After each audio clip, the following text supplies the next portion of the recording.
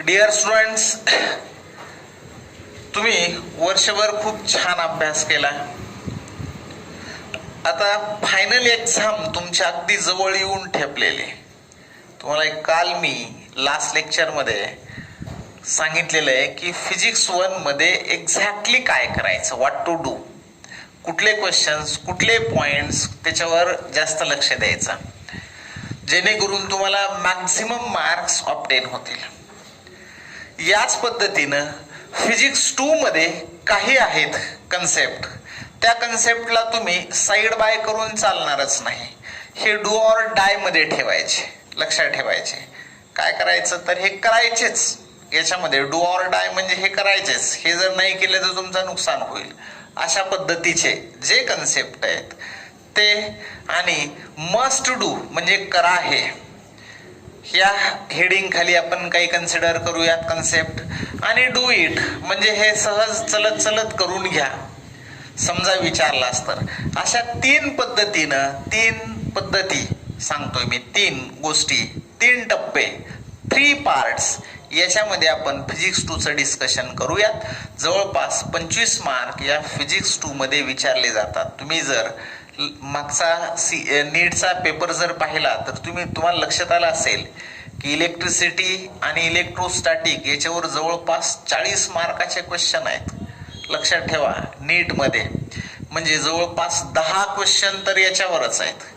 म्हणजे 10 चौक 40 मार्क तर झाले इथे. म्हणजे या पद्धतीनं काही जे चॅप्टर असतात ना, करिअर डिसाइडिंग चॅप्टर असतात. काही पॉइंट जे असतात त्याच्यामधले ते तुमचं करिअरच डिसाइड करतात. त्यामुळे हे चॅप्टर, हे पॉइंट आणि हे जे मी सांगणार आहे कन्सेप्ट ते व्यवस्थित केअरफुली समजून घ्यायचे आणि ते करायचेच. ठीक है चलो बच्चों, तो हम फिजिक्स 2 के बारे में यहाँ पे मैंने लिखा भी है कि MHT CET 2020 वाटल्यास 2020 लिहितो, 2020 है ना, final discussion which is oriented for the exam approach. Exam approach साठी हा फायनल डिस्कशनचा भाग फिजिक्स 2 चा आहे. ओके, तर आपण एक चॅप्टरच्या बाबतीत डिस्कशन करूया अलॉंग विथ सेक्शन. तर सेक्शन वाईज जर तुम्ही पाहिलं, if you just see section wise, तर आपला पहिला सेक्शन जो येतोय तो लाईट सेक्शन. लाईट सेक्शन जो असेल, या लाईट सेक्शन मध्ये थोडस पहा केअरफुली. न्यूमेरिकल प्रॉब्लेम वगैरे असतातच लाईट सेक्शन वर, न्यूमेरिकल प्रॉब्लेम असतात, थेरॉटिकल कन्सेप्ट ही असतील, पण जास्तीत जास्त न्यूमेरिकल प्रॉब्लेम वर जास्त भर द्यायचा. या लाईट सेक्शन मधला पहिला जो असेल, wave theory of light. Wave theory, त्यालाच आपण वेव्ह ऑप्टिक्स पण म्हणतो. लक्षात ठेवा, या वेव्ह थेअरीवर 2 ते 3 क्वेश्चन येऊ शकतील. ठीक आहे, 2 ते 3. तर याच्यामध्ये करायचं काय तर स्नेल्स लॉ, रिफ्रॅक्टिव्ह इंडेक्सचा जो फॉर्म्युला आहे तो करा. रिफ्रॅक्टिव्ह इंडेक्सच्या फॉर्म्युल्यावरच क्वेश्चन असेल. मग रिफ्रॅक्टिव्ह इंडेक्स ऑफ मटेरियल, मी वाटल्यास second material with first material, फॉर्म्युलाच तुम्हाला देतो. तर काय येतोय, sine I upon sine R हा फॉर्म्युला. किंवा वेवलेनच्या फॉर्म मध्ये λ1 बाय λ2, किंवा तुम्ही तेच जर पाहिलं speed of light v1 bye v2 म्हणा, किंवा काही जण c1 बाय c2 म्हणतील स्पीडच्या फॉर्म मध्ये. हे असेल ऍब्सोल्यूट रिफ्रॅक्टिव्ह इंडेक्स. त्याला जर रिलेटिव्ह रिफ्रॅक्टिव्ह इंडेक्सच्या फॉर्म मध्ये, हा रिलेटिव्ह रिफ्रॅक्टिव्ह इंडेक्स आहे. If it is taken in absolute refractive index, absolute refractive इंडेक्सच्या फॉर्म मध्ये जर घेतलं हे, if you just take it in absolute refractive index, what happens, तर काय येईल बघा, हा म्यू2 काय येईल इथे, म्यू2 ज्याचा रिफ्रॅक्टिव्ह इंडेक्स काढायचा आहे तो विथ रिस्पेक्ट टू एअर, आणि इथं रिस्पेक्ट टू असा असेल. विथ रिस्पेक्ट टू जो मीडियम आहे त्याचा, आणि ज्याचा रिफ्रॅक्टिव्ह इंडेक्स घेतो हा. तर हा फॉर्म्युला व्यवस्थित पहा, तुम्हाला रिफ्रॅक्टिव्ह इंडेक्स देतील. त्यानंतर वेवलेंथ विचारतील, चेंज इन वेवलेंथ वर असू शकतो किंवा रिफ्रॅक्टिव्ह इंडेक्स आणि रिफ्रॅक्टिव्ह इंडेक्सचा किंवा स्पीडचा. ह्या टर्म्स व्यवस्थित पहा. जनरली वॉटरचा रिफ्रॅक्टिव्ह इंडेक्स हा जो असतो तो 1.33 या रेंज मध्ये येतो आणि ग्लासचा जो असेल तो 1.5 या रेंज मध्ये. लक्षात ठेवायचं. तर हे जे आहेत ना, हे रिफ्रॅक्टिव्ह इंडेक्स लक्षात ठेवा, काही कॉन्स्टंट व्हॅल्यू. पुन्हा speed of light in air असेल, वॉटर असेल, ग्लास असेल, डायमंड असेल, ह्या व्हॅल्यू फिक्स आहेत, ह्या बदलत नाहीत सहसा. तर या व्हॅल्यू पण सहसा पाहून घ्या. याच्यावर क्वेश्चन असतोच, राईट, या कन्सेप्टवर. आता थेरी वगैरे थोडीशी वेव्ह थेरी म्हणजे हा डू ऑर डाय मध्ये घ्यायचे, याच्यावर असणारे प्रॉब्लेम डू ऑर डाय मध्ये. आणि दुसरंही असेल थेरी, न्यूटन्स थेरी असेल, कार्पस्कुलर थेरी किंवा वेव्ह थेरी असेल, हे do it, just read it, याच्यावर रीडिंग करा. ब्रेवेस्टर्स लॉ जो असेल त्याच्यावरला पण पाहून घ्यायचा. Brewster's angle, right. So mu is equal to tan I P, आपण पोलरायझिंग अँगल म्हणतो, हा पण फॉर्म्युला पहा. क्रिटिकल अँगल याच्यावर पण पहा. क्रिटिकल अँगल, ब्रेवेस्टर अँगल यांच्यामधल्यानुसार पण विचारतील रिलेशन.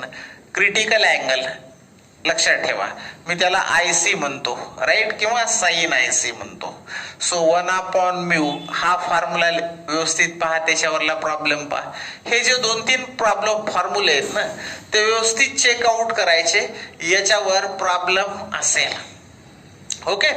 आता यानंतर थोडस थेरॉटिकल जो पार्ट आहे थेरीचा, पोलरायझेशन म्हणजे काय असेल, पोलरायझिंग अँगल काय असेल, ह्या ज्या गोष्टीत त्या किंवा डॉपलर इफेक्टचे युजेस वगैरे, हे just do it, rapid revision just पाहून घ्या. ओके. यानंतर तुम्ही जो येतोय तो इंटरफरन्सचा भाग येतोय. इंटरफरन्स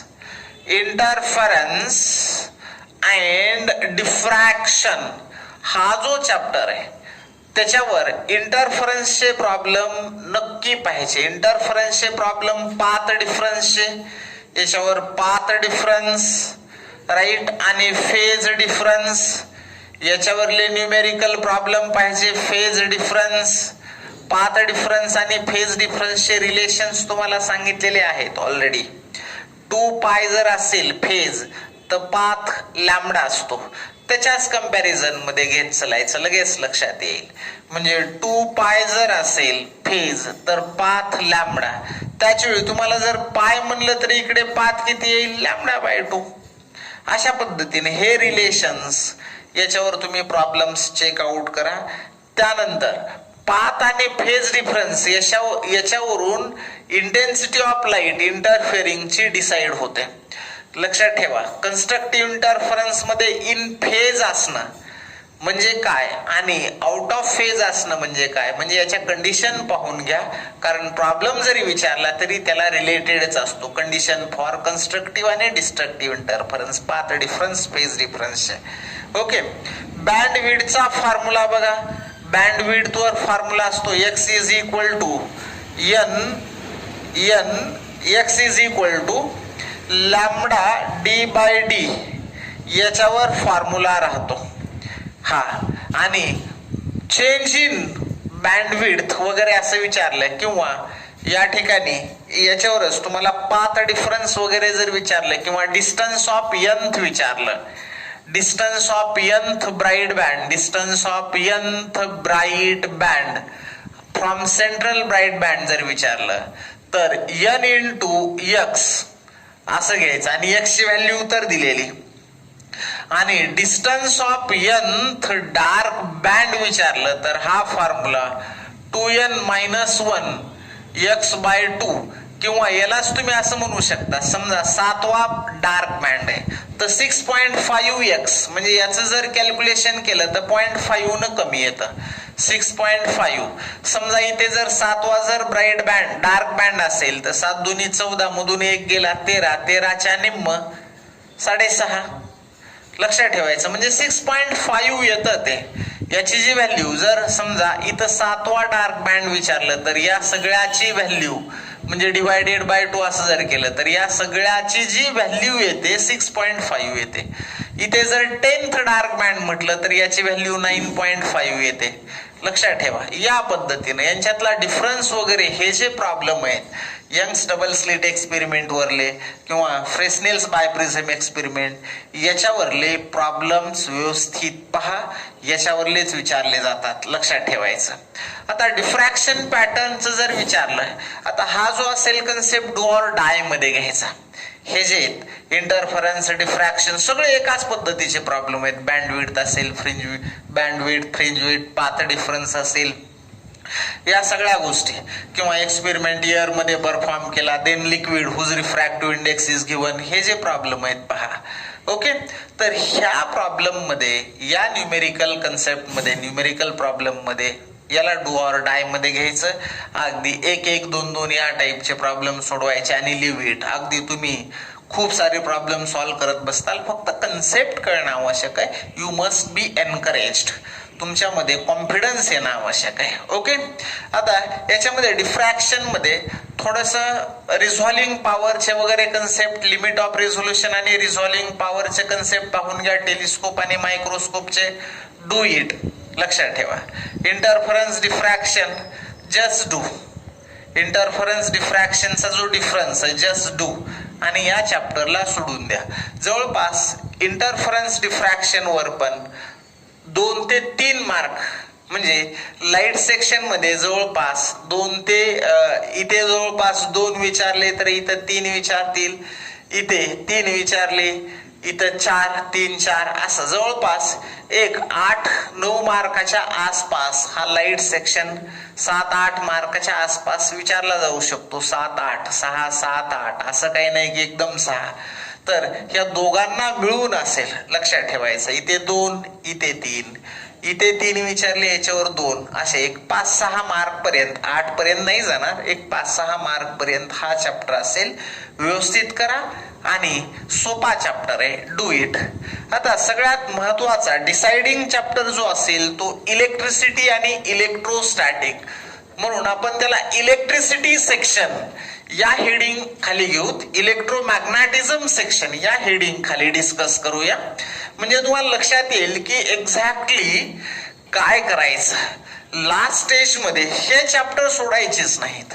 हे चॅप्टर मोस्ट डिसाइडिंग, याच्यावर क्वेश्चन खूप असतात. लक्षात ठेवा. इलेक्ट्रोस्टॅटिक इलेक्ट्रिसिटीवर. म्हणून फर्स्टली इलेक्ट्रोमॅग्नेटिझम इलेक्ट्रिसिटी सेक्शन असं करतो मी. इलेक्ट्रिसिटी सेक्शन याच्यामध्ये जो असेल, जो 3rd चॅप्टर तुमच्या टेक्स्टबुक प्रमाणे असेल तो इलेक्ट्रोस्टॅटिक्स. इलेक्ट्रोस्टॅटिक्स जो असेल, या इलेक्ट्रोस्टॅटिक्स वर Coulomb's law just do it. Coulomb's लॉचे प्रॉब्लेम वगैरे पाहून घ्या. राईट. त्यानंतर गॉस थेरम मध्ये फ्लक्सचे पण problem just do it, must do it. Problem पहा, पण गॉस थेरम वरले प्रॉब्लेम पाहून घ्या. आणि इलेक्ट्रिक इंटेन्सिटीचे प्रॉब्लेम, इलेक्ट्रिक इंटेन्सिटी ई चे प्रॉब्लेम, मग ड्यू टू स्पियर असेल, स्पियर, त्यानंतर सिलेंडर असेल, एनी कंडक्टर असेल किंवा प्लेन शीट असेल, याच्यावरले प्रॉब्लेम एक पाहून घ्या. 1-2 इलेक्ट्रिक इंटेन्सिटी काढण्याचे प्रॉब्लेम पाहून घ्या. डू ऑर डाय हे करायचंच. इलेक्ट्रिक फील्ड काढण्याचे, इलेक्ट्रिक इंटेन्सिटी काढण्याचे, इलेक्ट्रिक इंटेन्सिटी वरून फोर्स वगैरे कॅल्क्युलेट करण्याचे प्रॉब्लेम पाहून घ्यायचे. कुठले? इलेक्ट्रोस्टॅटिक मध्ये. आणि शेवटी जो असेल या ठिकाणी कॅपॅसिटरचा कन्सेप्ट. कॅपॅसिटर वर पण प्रॉब्लेम करायचेच, must do it. Series parallel combination of कॅपॅसिटरचे प्रॉब्लेम डू ऑर डाय मध्ये घ्यायचे. लक्षात ठेवा. मस्ट डू ऑर डाय, हे करणे ही करणे आहे. राईट. सिरीज पॅरलल, मग सिरीज मध्ये काय असतं, पॅरलल मध्ये काय असतं हे तुम्हाला माहिती. हे सगळे प्रॉब्लेम तुम्ही पाहून घ्यायचे. कॅपॅसिटर मस्ट डू इट याच्या अंडर घ्यायचा. ठीक आहे. तर इलेक्ट्रिक फील्ड, कॅपॅसिटर हे, आणि पोटेन्शियल मस्ट डू. पोटेन्शियल वरले प्रॉब्लेम जस्ट पाहून घ्या. पोटॅन्शियल हे काही खूप अवघड नाहीये, पण तरीही जस्ट पाहून घ्या. पण या 2 पार्टला मात्र विसरू नका. याच्यावर जवळपास 4 ते 5 क्वेश्चन असतील. गॉस थेरम एक जनरल अगदी सिंपल क्वेश्चन असेल, याच्यावरले 2 गृहीत धरले, याच्यावरले 2, 5 विचारले तर राईट. आणि जर 4 विचारले तर याच्यावर एखादा, याच्यावर 2 आणि जनरलाइज एक, असा 4. असे 3-4 क्वेश्चन्स या इलेक्ट्रोस्टॅटिक्स वर असतील. हे सगळे पाहून घ्यायचे. ठीक आहे बाळांनो. इलेक्ट्रोस्टॅटिक्स नंतर बघा electricity, current electricity. Current electricity मध्ये प्रॉब्लेम्स जस्ट ओहम्स लॉ वगैरे हे जस्ट पाहून घ्या, कारण हा तर बेस आहे. यानंतर टेम्परेचर कोएफिशियंट वर वगैरे पाहून घ्या. यावेळी नीटला तर टेम्परेचर वरचे 2 क्वेश्चन एकाच कन्सेप्ट वरले विचारले, कलर कोड वरला विचारला. म्हणजे हे जे कन्सेप्ट आहेत ते तुम्ही जस्ट पाहून घ्या. इथे विचारतीलच असं नाही, बट जस्ट सी. पण इलेक्ट्रिसिटीवर किर्चॉफ्स लॉचे प्रॉब्लेम पाहून घ्या.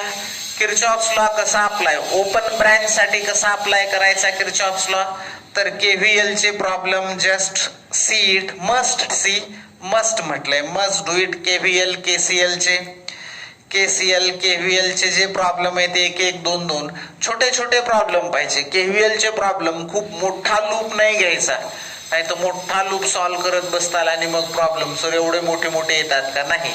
छोटे छोटे प्रॉब्लेम असतात.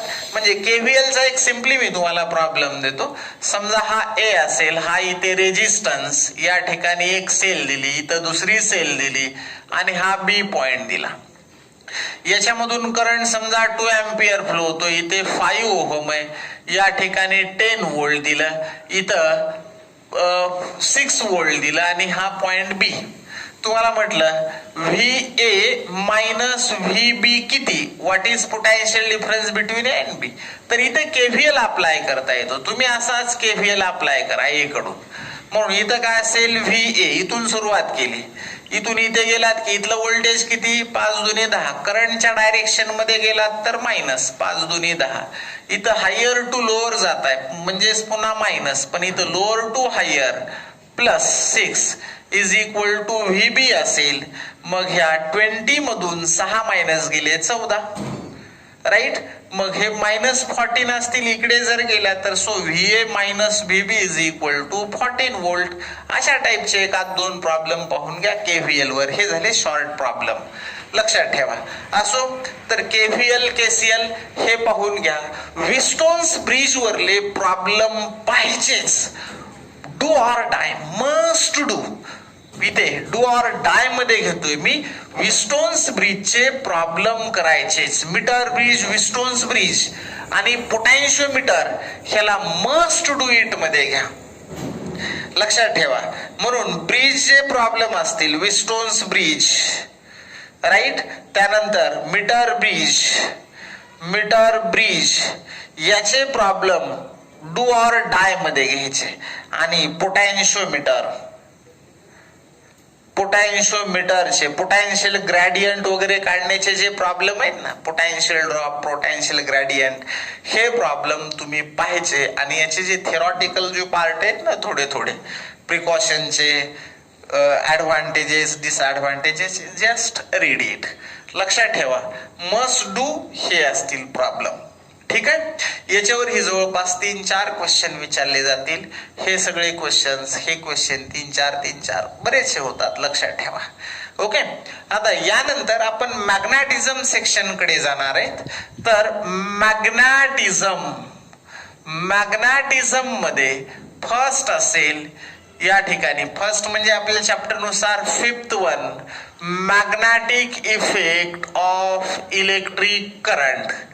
याच्यामध्ये गॅल्व्हनोमीटर याचे प्रॉब्लेम, गॅल्व्हनोमीटरचा फॉर्म्युला लक्षात ठेवा, करंट फ्लोइंग थ्रू गॅल्व्हनोमीटर, त्याचे प्रॉब्लेम म्हणजे MCG, मुव्हिंग कॉइल गॅल्व्हनोमीटरचे, त्याचे जस्ट डू इट पाहून घ्या.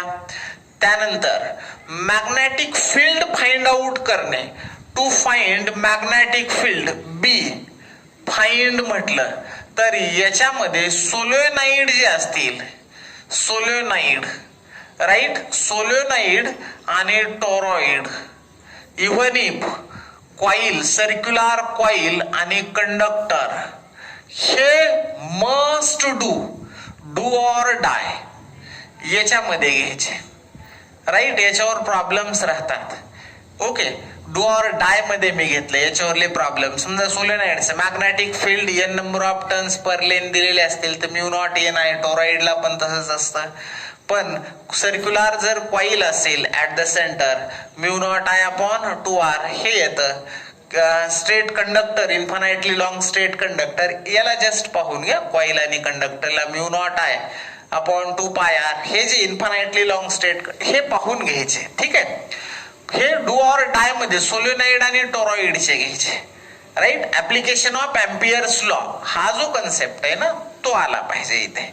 ओके, आणि ॲमीटर जे असेल, ॲमीटर अँड व्होल्ट मीटर याच्या पण प्रॉब्लेम डू ऑर डाय मध्ये घ्यायचे. डू ऑर डाय हे अगदी विचारले जाण्यासारखे प्रॉब्लेम. ओके, आता थेरॉटिकल कन्सेप्ट जे आहेत ते सेन्सिटिव्हिटी, अॅक्युरेसी ही थोडस पाहून घ्या. Exactly what is the sensitivity, accuracy, किंवा ॲमीटर मध्ये use of shunt resistance, voltmeter मध्ये यूज ऑफ हाय रेजिस्टन्स हे रीड करा की नेमकं त्यांचं फंक्शन कसं असतं ते मस्ट डू इट. पण हे याचे जे न्यूमेरिकल प्रॉब्लेम आहेत, how will you convert to read the current up to 5 ampere like that, अशा जे पद्धतीचे आहेत ना, galvanometer reads current of 10 milli ampere, how will you convert it to read up to, किंवा what is the value of shunt to read current up to 1 ampere like that. इथे voltage आणि volt potential difference आणि इथे करंटशी related means ॲमीटरला related problem असतील. What fraction of total current flowing through shunt, what fraction of total current flowing through galvanometer, याचे एक दोन problem must do it मध्ये घ्यायचे. आणि सायक्लोट्रॉनचे जस्ट फॉर्म्युले पाहून घ्या, डू इट. ओके, तर या मॅग्नेटिक इफेक्ट मध्येही 2, 3, 4 पण विचारतील, काही फरक नाही. लक्षात ठेवा, काही हरकत नाही याच्यावर पण जास्त क्वेश्चन विचारण्याचे. राईट, तर गॅल्व्हनोमीटरची जी थेअरी जस्ट पाहून घ्या, त्याच्यावर sensitivity, accuracy just read it. पण हे मात्र डू ऑर डाय मध्ये असतील. आता मॅग्नेटिझम मध्ये ससेप्टिबिलिटी याचे problem must do it. Susceptibility she related असणारे, परमॅबिलिटी, रिलेटिव्ह परमॅबिलिटी जे असेल याचे प्रॉब्लेम पाहून घ्या. मॅग्नेटायझेशन असेल, डायपोल मोमेंटचे प्रॉब्लेम असतील ते याच्यामध्ये मस्ट डू इट. आणि याचे जे टाइप्स ऑफ सबस्टन्स आहेत, डाय, पॅरा आणि फेरो, हे डिफरन्स टाइप तिन्ही एकदाच रीड करा. म्हणजे तुम्हाला सबस्टन्स पण कळतील आणि त्याच्या प्रॉपर्टीज पण कळतील. प्रॉपर्टीजवर क्वेश्चन विचारला जाऊ शकतो. इथे ह्याच्यावर 2 क्वेश्चन अप्रॉक्सिमेटली विचारतील, 1-2 मे बी. इथला एखादा कमी केला तर इथले 2 क्वेश्चन्स लाईक दॅट या मॅग्नेटिझम वर विचारतील. सो हे सगळे डायपोल मोमेंटचे असतील, मॅग्नेटायझेशन असतील, त्यानंतर युजसची ससेप्टिबिलिटी, परमॅबिलिटी असेल, त्यानंतर मॅग्नेटिक इंटेन्सिटीचे असतील. हे प्रॉब्लेम तुम्ही पाहून घ्या इथे मॅग्नेटिझम. आणि म्हणजे डू ऑर डाय मध्ये घ्यायचं त्याला. आणि दुसरी गोष्ट, डाय, पॅरा, फेरो याच्या प्रॉपर्टीज एकदाच तिन्ही कंपॅरेटिव्हली डिस्कस करा, पहा, रीड करा. तर ते do it, must do it मध्ये घेऊन टाका. ओके, क्युरी टेम्परेचर वगैरे काय असतं हे तुम्हाला कळालं पाहिजे. हे मॅग्नेटिझम. आता मॅग्नेटिझम नंतर तुम्ही महत्वाचा जो चॅप्टर आहे, magnetic effect of electric current, 7th चॅप्टरला बघा. इलेक्ट्रोमॅग्नेटिक इंडक्शन, EMI कडे या.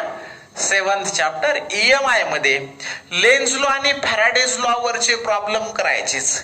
म्हणजे कुठला, हा E is equal to -d∅dt याच्यावरच जे असतील प्रॉब्लेम करायचेच. म्हणजे हा formula E is equal to BLV आहेच. किंवा इथे स्लाइडिंग ऑफ कंडक्टर असताना विथ व्हेलॉसिटी याची लेंथ L हे तुम्हाला माहिती. आणि जर तोच कंडक्टर रोटेट केला मॅग्नेटिक फील्ड मध्ये तर 1/2 BLV येतं. किंवा ओमेगाच्या फॉर्म मध्ये हे जे फॉर्म्युले आहेत ना, हे याला पण मोशनल EMF असं म्हणतो, म्हणजे रोटेशन असेल किंवा स्लायडिंग मोशन मधलं EMF याच्याशी रिलेटेड असणारे प्रॉब्लेम करा, मस्ट डू इट, हे करावंच लागतील. आणि EMI मध्ये या ठिकाणी सर्किट जे दिलेले ट्रान्सफॉर्मर एक पहा, ट्रान्सफॉर्मर पण प्रॉब्लेम विचारण्यासारखे असतात. हा do it, must do it मध्ये घ्या.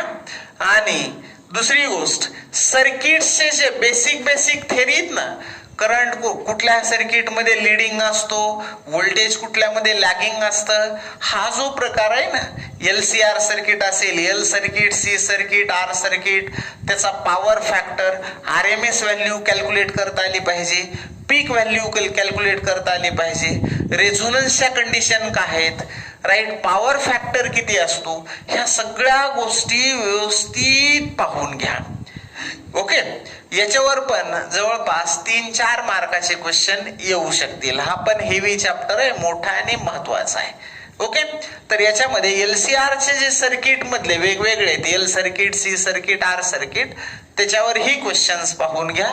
तुम्हाला तेही खूप बेनिफिशियल देतील. त्याच्या छोट्या छोट्या कंडिशन ज्या आहेत म्हटलेलं मी, पॉवरच्या, रेझोनन्सच्या अँड सो ऑन, राईट. यानंतर कोण लिडिंग आहे, कोण लॅगिंग आहे, रिपीट करतोय मी, ते नक्की पाहून घ्या. डू ऑर डाय मध्ये घ्या, इव्हन इफ. ओके, इम्पिडन्स काढणं, रिॲक्टन्स काढणं जे असेल, राईट, इंडक्टिव्ह रिॲक्टन्स असेल, कॅपॅसिटिव्ह रिॲक्टन्स असेल, फ्रिक्वेन्सी कॅल्क्युलेट करणं, हे सोपे कॅल्क्युलेशन आहेत, ते करायचेच, ते नक्कीच करायचे, ते नक्की विचारतात. ओके, चलो, यानंतर पुढचा जो मॉडर्न फिजिक्सचा जो भाग येतो, तो म्हणजे या ठिकाणी ड्युएल नेचर आपण इकडे म्हणतोय, तर तोच फोटो इलेक्ट्रिक इफेक्ट, म्हणजे इलेक्ट्रॉन फोटॉन कडे येतो आपण. इलेक्ट्रॉन्स अँड फोटॉन्स, त्याच्यातच फोटो इलेक्ट्रिक इफेक्ट हे करायचं. Photo Einstein's photo electric equation आणि थ्रेशोल्ड फ्रिक्वेन्सी,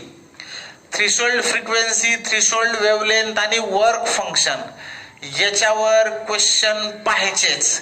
आणि त्याचे थोडे characteristics of photo electric effect आणि फोटो इलेक्ट्रिक इफेक्ट मधले ग्राफ, त्याचं डिस्कशन, हे जी थेरी ना, do or die, must do, आणि photo electric equation, do or die, must do it, एकावर 2 क्वेश्चन असतील इथे.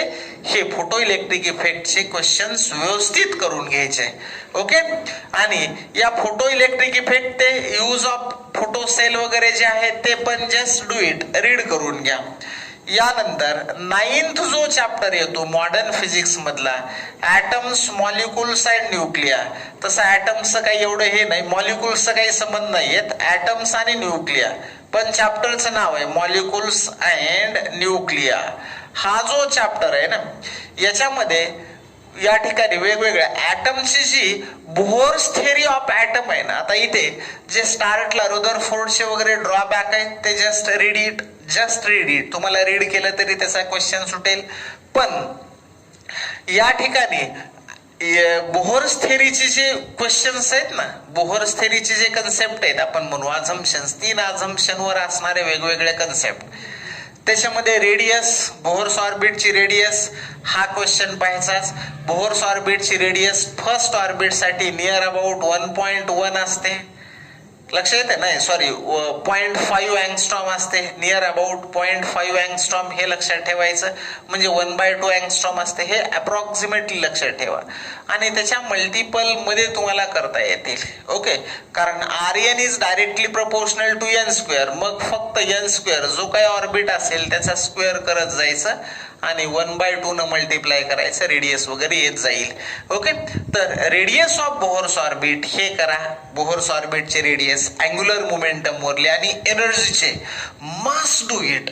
स्पेक्ट्रा जे आहेत, लॅमन, बाल्मर, पाशन, त्याचं जे काही इक्वेशन आहे ना, 1/λ स्पेक्ट्रल लाईनचं, ते करायचंच. रेडबर्ग्स कॉन्स्टंट लक्षात ठेवा, जस्ट 1-2 वेळा पाहिला तर लक्षात येईल. पण कधी कधी देतीलही, यावेळी तर नीट मध्ये सगळ्या कॉन्स्टंटच्या व्हॅल्यू दिल्या होत्या, त्यामुळे आपण असं कन्सिडर करू देतील, पण may be may not be. तर हे सगळे पाहून घ्या. कुठले? या ठिकाणी मी सांगितलेलं काय, radius, energy, angular momentum, right. याच्यावरून येणारे जे काही आजूबाजूला येणारे जे फॉर्म्युले आहेत, लिनियर मोमेंटम, अँग्युलर मोमेंटम, असं विचारलं जाऊ शकतं. Frequency, like that, linear speed and so on.